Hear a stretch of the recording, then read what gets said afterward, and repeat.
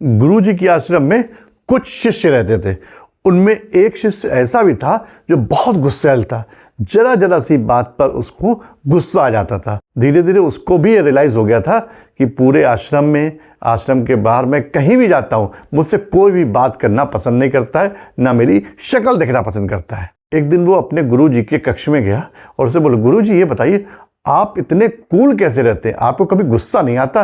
और मुझे देखिए, मुझे जरा जरा सी बात पर गुस्सा आ जाता है, कोई मुझसे कुछ कहता है मुझे बहुत ज़्यादा क्रोध आ जाता है। तब गुरुजी बोले, ये तो बहुत सी साधारण सी बात है और मैं अपना रहस्य तो नहीं जानता, लेकिन तुम्हारे रहस्य को बता सकता हूँ। तब उन्होंने कहा, मैं स्पष्ट देख रहा हूँ कि तुम्हारी मृत्यु 7 दिन के बाद हो जाएगी। और ये कहकर उन्होंने तुरंत मौन धारण कर लिया।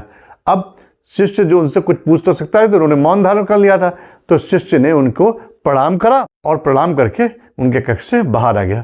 बाहर आते से जो भी पहला शख्स दिखा, यानी उसके आश्रम का सहपाठी, उससे उसने माफ़ी मांगी कि भाई उस दिन तुमसे गलत बोल दिया था तो मुझे माफ़ कर दो। फिर आगे बढ़ा, फिर कोई उसे मिला, उसे याद आया 2 महीने पहले इससे भी कुछ गंदा बोल दिया था, उससे माफ़ी मांगी। इससे करते करते वो हर आदमी से अपनी गलती जो पहले कभी करी थी, 2 महीने 4 महीने पहले कभी भी करी थी, अगर उससे याद आ रहा था तो उससे माफ़ी मांग रहा था। और इन 7 दिनों में कभी अगर उससे गुस्सा आ भी जाता था तो उस गुस्से को वो पी लेता था, अपने अंदर ही रख लेता था। धीरे धीरे 7 दिन गुजर गए। 8वें दिन वो अपने गुरुजी के कक्ष में फिर से गया। वो गुरुजी से बोला, गुरुजी मेरा अंतिम प्रणाम स्वीकार करिए।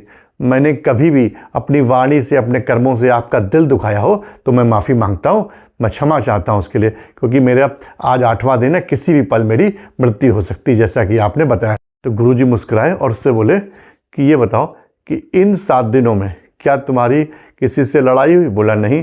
तुमने किसी के कटु शब्दों का प्रयोग करा? बोले वो भी नहीं करा। किसी के ऊपर गुस्सा करा? बोले बिल्कुल भी नहीं करा, बल्कि मैंने तो सबसे जाकर माफ़ी मांगी कि पहले कराओ, उसके लिए मुझे माफ़ कर दीजिए। क्या तुम्हारा व्यवहार चेंज हुआ? बोला बिल्कुल चेंज हो गया व्यवहार।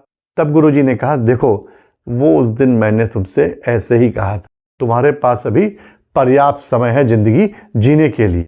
और देखो मेरा भी रहस्य यही, और ये मैं मानता हूँ कि किसी भी पल मेरा बुलावा आ सकता है, इसलिए मैं लोगों से अच्छे से बात करता हूँ, गुस्सा नहीं करता, उनको ठेस नहीं पहुँचाता। छोटी सी कहानी जो है ये गुरु और शिष्य की नहीं है, ये हमारी और आपकी कहानी है। दोस्तों, हमारे और आपके पास भी सिर्फ 7 ही Sunday, Monday, Tuesday, Wednesday, Thursday, Friday, Saturday. अगर ये सोच के चले, हमारी आपकी सोच बदल जाएगा, लोगों से बात करने का तरीका बदल जाएगा, गुस्सा करना हम भूल जाएंगे।